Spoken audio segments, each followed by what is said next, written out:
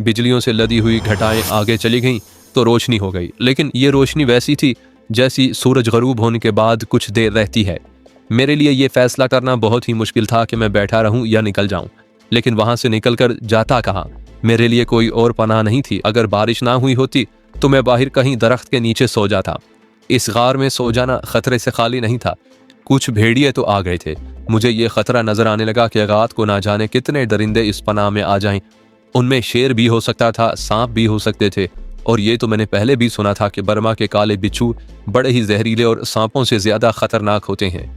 मेरे लिए कोई राह फरार नहीं थी, मुझे रात वहीं गुजारनी थी। बाहर निकलने पर गौर किया तो वहां ये खतरा था कि जमीन खड्डों वाली थी, और ये अंदाजा करना मुश्किल था कि खड्डे जो पानी से भर गए हैं उनमें कौन सा गहरा और कौन सा कम गहरा है। मैं अंदाजा कर सकता था कि बाहर किस तरह जल थल हो चुका होगा। ये सब कुछ सोचकर मैं इस फैसले पर पहुंचा कि यहीं बैठा रहूं, आंख भी न झपकूं और रात ऐसे ही गुजार दूं। शाम का धुंधला तारीख होने लगा और बारिश थम गई। जरा जरा फुहार सी पड़ रही थी और हवा की तेजी भी कम हो गई थी। भूख ने अलग परेशान करना शुरू कर दिया, लेकिन वहां तो जाम का खतरा था, इसलिए भूख पर काबू पाना कोई मुश्किल न था। जरा ही देर के बाद तूफान बिल्कुल ही थम गया और बाहर खामोशी छा गई। तारीकी कुछ ज्यादा हो गई। मुझे अपने करीब हल्की हल्की गुर्राहट सुनाई दी। मैं इतना जानता था कि हर दरिंदे की अपनी अपनी खचार होती है जहां वो रात बसर करता है और अपने बच्चों को वहीं रखता है। भेड़िए अमूमन एक से ज्यादा होते हैं और उनकी एक खचार होती है। मुझे अपने करीब गुर्राहट सी सुनाई दी तो ख्याल आया कि ये भेड़िए तूफान से पनाह लेने के लिए यहाँ आए थे और अब ये अपनी खचार में जाना चाहते हैं। मैंने सोचा कि मैं चौकन्ना ना हुआ तो ये मुझे भी जिंदा या मुर्दा अपनी खचार में ले जाएंगे और इस तरह उनके रात के खाने का बंदोबस्त हो जाएगा। मैंने एक पत्थर उठाया और जोर से भेड़ियों की तरफ फेंका। वो मुझे नजर नहीं आ रहे थे। एक भेड़िए की चीखें सुनाई दी जो उस कुत्ते जैसी थीं जिसे पत्थर लगता है। मैंने एक पत्थर और मारा और उसके साथ ही मुझे उनके दौड़ते कदमों की हल्की हल्की आवाजें सुनाई दी। मैंने एक पत्थर और उनके पीछे फेंका। साफ पता चलता था कि वो दूसरे रास्ते से भाग गए हैं, लेकिन मैं अपने आप को फिर भी महफूज नहीं समझता था। मैं चौकन्ना और बिल्कुल बेदार रहा। सोचते सोचते एक बात यह भी मेरे जहन में आई कि इस मुल्क के एक बड़े हिस्से में जंग लड़ी जा रही है। वहां के तमाम दरिंदे उधर से भागकर इस तरफ आ गए होंगे। भेड़ियों को तो मैं 2 बार देख चुका था। मुझे याद आया कि अपने किसी साथी ने बताया था कि बर्मा के जंगलों में धारीदार शेर भी होता है। ये तो मुझे मालूम था कि बंगाल के जंगलों में शेर खासी तादाद में पाया जाता है और उसे बंगाल टाइगर का नाम दिया गया है। मैं खुदा से मदद मांगने के सिवा कुछ नहीं कर सकता था। बैठ बैठ कर मैं तंग आ गया तो उठ खड़ा हुआ, कुछ फिरा और फिर बैठ गया। रात इसी तरह गुजरती चली गई, लेकिन मैं ये महसूस कर रहा था कि रात गुजर नहीं रही और वक्त इस गार के उस नहाने पर आकर रुक गया है और ये रात कभी नहीं गुजरेगी। बिलाखिर रात गुजर गई और यूं गुजरी जैसे उम्र ही गुजर गई हो। मैंने सारी रात बेदार रहने की कोशिश की, लेकिन जवानी की उम्र थी और आप जानते हैं कि जवानी की नींद पर काबू पाना किस कदर मुश्किल होता है। 2 मरतबा यूं हुआ कि बैठे बैठे मेरी आंख लग गई। मैं बता नहीं सकता कि मैं कितनी देर सोया रहा। ये बता सकता हूँ कि आंख खुली तो मैं हड़बड़ा कर उठा। दिल पर खौफ की गिरफ्त थी। मैंने गार के अंदर और बाहर देखा, तारीकी थी, कुछ नजर न आया। तीसरी बार मैंने अल्लाह का शुक्र अदा किया कि रात गुजर गई है और खैरियत से गुजर गई है। मैं उठा और फिर उस गार या सुरंग के अंदर चला गया। हड्डियों के ढांचे इसी तरह पड़े थे। मैं उनके करीब से गुजर गया। आगे सुरंग दाएं कर मुड़ जाती थी और मजीद कुशादा हो गई थी। अगले दहाने से भी रोशनी आ रही थी और मैं उस रास्ते से बाहर निकल गया। मैं आगे न चल सका क्योंकि आगे कोई 15-20 गज दूर ऐसी ही एक स्याह चट्टान किले की दीवार की तरह खड़ी दूर तक चली गई थी और आगे जाकर ये दोनों चट्टानें मिली हुई थीं। उनके दरमियान एक झील बनी हुई थी। ये रात की बारिश का पानी था। मेरे दाएं तरफ चट्टानें खुलती जाती थी और आगे इलाका साफ था। मेरा ख्याल है कि मैं उन चट्टानों की साख्त और हैबत बयान नहीं कर सका। ये किसी बड़े ही कदीम किले के खंडरात का मंजर पेश कर रही थी। मैं पानी से बचता बचाता एक चट्टान के साथ साथ चलता आगे निकल गया।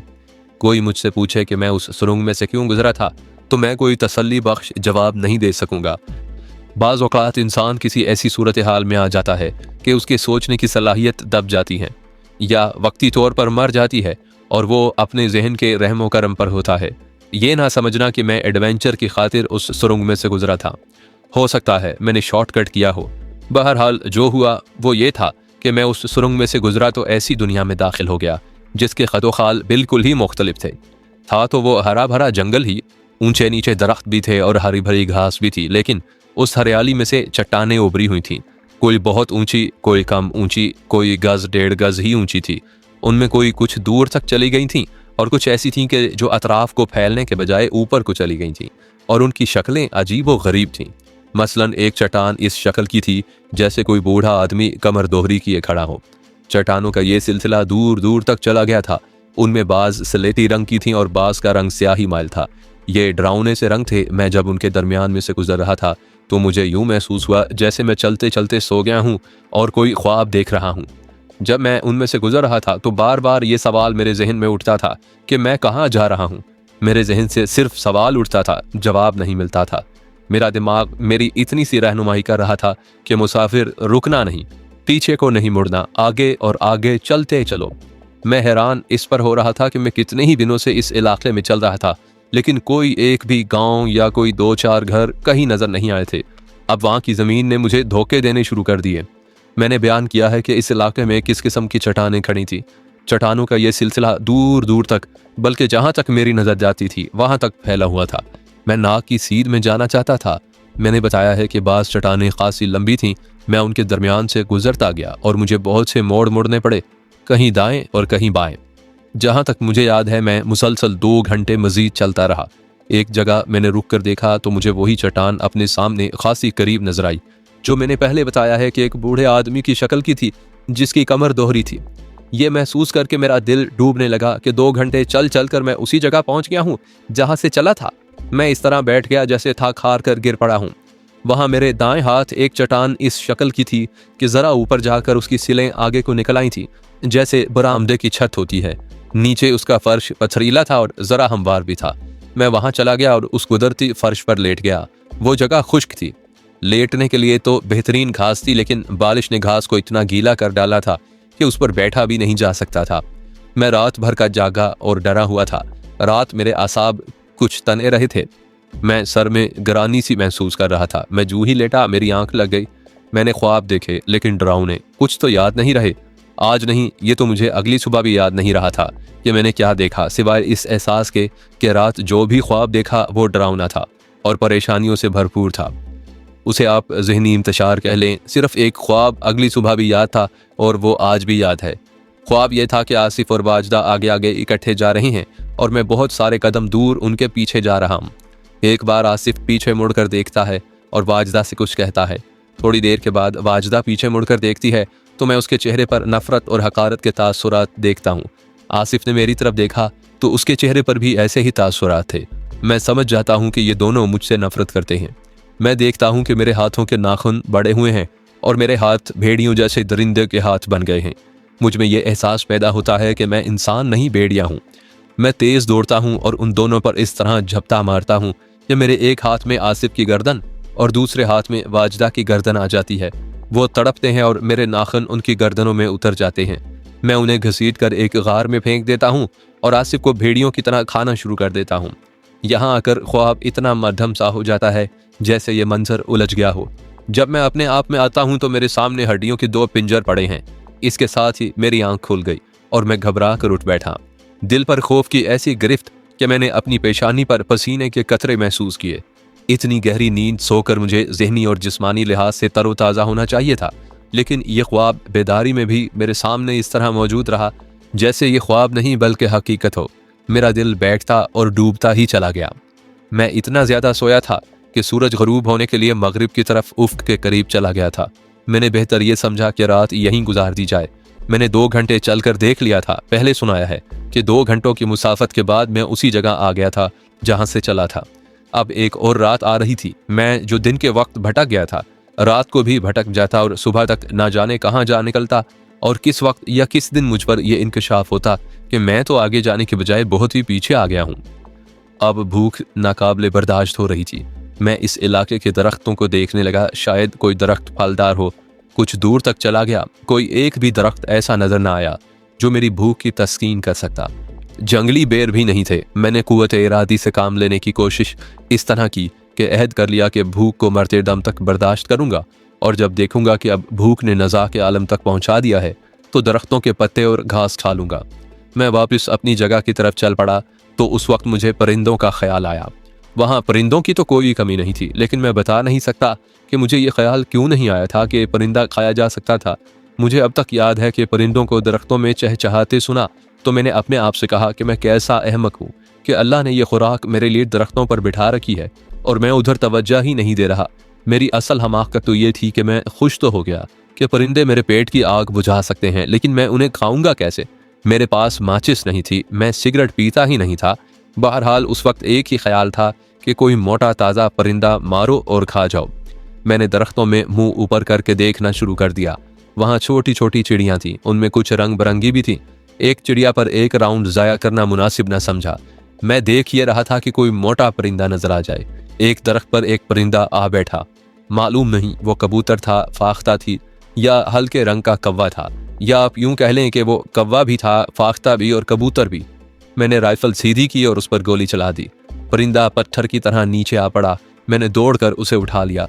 मैंने बड़ी तेजी से उसके पर नोचने शुरू कर दिए। तब मेरे दिमाग में आई कि मैं इसे खाऊंगा कैसे, आग तो है नहीं। मेरे हाथ रुक गए, भूख और तेज और तकलीफ दे हो गई थी। मैंने उसके पर नोचने के बजाय उसकी खाल उतारनी शुरू कर दी। खाल उतर गई तो मैंने उसके सीने पर दांत गाड़ दिए। ज्यादा गोश्त परिंदे की उसी जगह होता है। उसका गोश्त अभी कुछ गर्म था क्योंकि ये ताज़ा ताज़ा मरा था।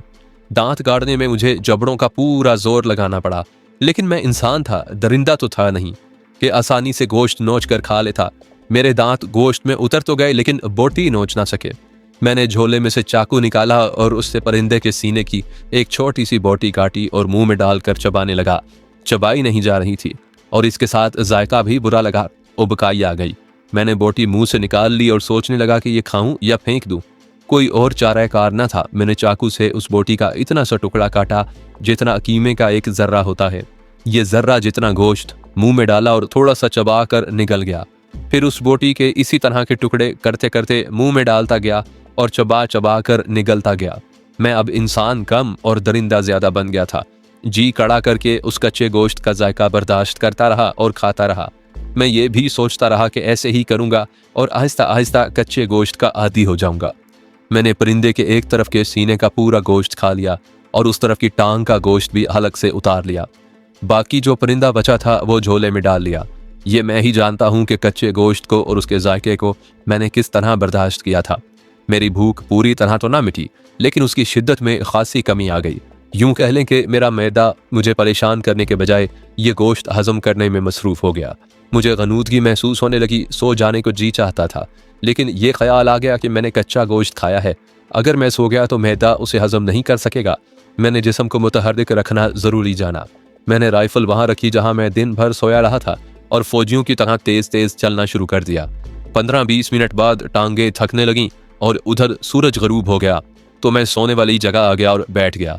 आपने फौजियों को कैनवस की बनी हुई बेल्ट, एम्यूनिशन की पोच, झूला और बोतल वगैरह पहने हुए देखा होगा। इसे हम फौजी जबान में चमड़ा कहा करते थे। ये सारी चीजें एक दूसरे से मिली हुई होती हैं। मैंने ये चमड़ा उतार कर रख दिया और लेट गया। थकन का ये हाल कि लेटा और सो गया। मालूम नहीं रात कितनी गुजरी थी कि मुझे अपने करीब कुछ आवाजें और आहटें सुनाई दी, जिनसे मैं जाग उठा। उन दिनों रातें तारीक होती थीं। चांद रात के पिछले पहर ऊपर आता था। चांद उफ्क से उठ रहा था। इतनी सी रोशनी हो गई थी कि चंद कदमों तक दिखाई देता था। मैंने देखा कि 2 भेड़िए या गीदड़ कुछ घसीट कर ले जा रहे हैं। मैंने उधर देखा जहां अपना चमड़ा रखा था। चमड़ा वहां नहीं था। अचानक ख्याल आया कि झोले में मैंने आधा परिंदा रखा था। उन्होंने उसकी बू सूंघी और आकर देखा कि यहाँ गोश्त है। गोश्त जहां था वहां से तो वो निकाल नहीं सकते थे। उन्होंने पूरे का पूरा चमड़ा मुंह में लिया और घसीट कर ले जा रहे थे। वो मुझसे 15-20 कदम दूर चले गए थे। मैंने उन पर राउंड ज़ाया ना किया, बल्कि राइफल उठाकर उनकी तरफ दौड़ पड़ा। ये मेरी हमाकत थी। अगर वो भेड़िए होते तो मुझे अपने शिकार के करीब ना आने देते, मुझ पर हमला कर देते, लेकिन उन्होंने चमड़ा वहीं फेंका और बड़ी ही तेजी से भाग उठे। तब मैं समझा कि ये भेड़िए नहीं, गीदड़ थे। और गीदड़ में एक ही वस्फ का काम होता है कि वो भाग उठने में बड़ा ही तेज होता है। सुल्तान टीपू शहीद ने वैसे ही नहीं कह दिया था कि गीदड़ की 100 साल जिंदगी से शेर की 1 दिन की जिंदगी बेहतर होती है। मुझे उन गीदड़ों पर गुस्सा आना चाहिए था। गुस्सा नहीं तो झुंझुलाहट तो लाजमी थी, लेकिन मेरी हंसी निकल गई और फिर मैंने जो हंसना शुरू किया तो हंसता ही चला गया और फिर अपने आप ही मेरे कह कहे गूंजने लगे। ऐसा क्यों हुआ, कैसे हुआ, मैं बता नहीं सकता, सिवाय इसके कि मैं कह कहे ही लगाता रहा और मैंने अजीब व गरीब किस्म का सुकून महसूस किया और यह भी महसूस किया कि मेरा पेट भर गया है। और अब भूख मुझे परेशान नहीं करेगी। मैंने पहले ये बात कही थी कि मैं कोई आलिम फाजिल और फिलोसफर नहीं कि यह कहानी सुनने वालों को पिंदो नसीहत करूं, लेकिन मैं एक बात ज़रूर कहूँगा, वो ये है कि कितनी ही मुश्किल और मुसीबत क्यों ना आन पड़े, उसकी हंसी उड़ाएं और मुंह बसोर कर और जहन और दिल पर दुख और दर्द का बोझ डालकर मातम की तस्वीर ना बन जाएं, बल्कि उस मुश्किल और मुसीबत का सामना करें, तज्जिया करें, ये देखें कि ये हालात क्यों पैदा हुए हैं। फिर आप देखेंगे कि आपको कोई ना कोई हल मिल ही जाएगा, कोई रास्ता निकल ही आएगा। भला वो कोई जगह थी जहां मैं जोर जोर से हंसता। अगर कोई मुझे इस हालत में देखता तो वो दूर ही से परे चला जाता और कहता कि ये कोई फौजी है जो पागल हो गया है, इसके करीब ना जाओ वरना ये मार डालेगा। मैं आपको किस तरह बताऊं कि इस हंसी और उन कहकहों ने मुझे अगले दिन के सफ़र के लिए तरोताज़ा कर दिया। मैंने अपना चमड़ा फोल्ड करके अपने नीचे रख लिया ताकि अब गीदड़ इसे घसीट कर ना ले जा सकें। मैं फिर सो गया। मुझे सूरज की किरणों ने जगाया। मैं उठ बैठा और सबसे पहले ये जायज़ा लिया कि रात को मैंने जो कच्चा गोश्त खाया था उसका क्या बना। मुझे कोई तकलीफ नहीं हुई थी। अगर ये गोश्त हजम ना हुआ होता तो मेरे मैदे में दर्द उठता या कोई और अलामत जाहिर होती, लेकिन कुछ भी ना हुआ। मैंने बाकी आधा परिंदा झोले से निकाला, चाकू भी निकाला और कल की तरह कीमे जैसी छोटी छोटी बोटियां काटकर मुंह में डालता, चबाता और निगलता गया। इंसान अपने आप को जैसा फरेब भी देना चाहे दे सकता है। मैंने भी अपने आप को ये धोखा दिया या अपने आप को कायल किया कि ये तो बड़ा ही मज़ेदार गोश्त है और मैं कभी इंसानों में या घर में पहुंच गया तो वहां भी कच्चा गोश्त ही खाया करूंगा। इस सोच ने या इस खुद फरेबी ने मुझे बहुत फ़ायदा दिया। मेरे मैदे ने सारे का सारा गोश्त बखुशी कबूल कर लिया। उस परिंदे की हड्डियां गीदड़ों के लिए वहीं फेंक कर मैं चल पड़ा।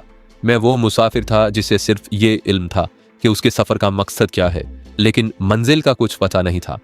क्या थी उस मुसाफिर की मंजिल, कितनी दूर, किस सिमत, कुछ इल्म नहीं था। मैं एक बार फिर उन बिखरी हुई चट्टानों में से गुजर रहा था। मैं किसी बस्ती या किसी अकेले इंसान को देखने के लिए बेताब हो रहा था। मैं किसी को ये बताकर कि मैं कहाँ जाना चाहता हूँ रास्ता मालूम करना चाहता था, लेकिन ना कोई अल्लाह का बंदा नजर आता था और ना कोई गांव। अब कि मैं उन चट्टानों की भूल भुलैयों में भटका नहीं बल्कि आगे निकल गया। ये इलाका भी अजीबो गरीब था। मैं ऐसे इलाके का रहने वाला हूँ जहाँ सिर्फ खेतियाँ हमवार मिलती हैं, लेकिन वो भी कोई टुकड़ा नीचे कोई टुकड़ा ऊपर, लेकिन बाकी इलाका हमवार नहीं। खड, नाले, घाटियाँ और टीले और कहीं सिलों वाली चट्टानें, ये है मेरा इलाका। लेकिन मैं बर्मा के जिस इलाके में जा रहा था वो पुरस्रार और ख्वाबों जैसा इलाका था। मैं अब एक एक दिन की रुदाद नहीं सुनाऊंगा। मैं अब 3-4 दिन आगे आपको लिए चलता हूँ। ये 3 दिन या 4 दिन या शायद 5 दिन गुजरे होंगे। ऐसे ही गुजरे कि मैं चलता रहा, रुकता रहा और रातों को सोता रहा और एक आध परिंदा मार कर खाता रहा और पानी पीता रहा।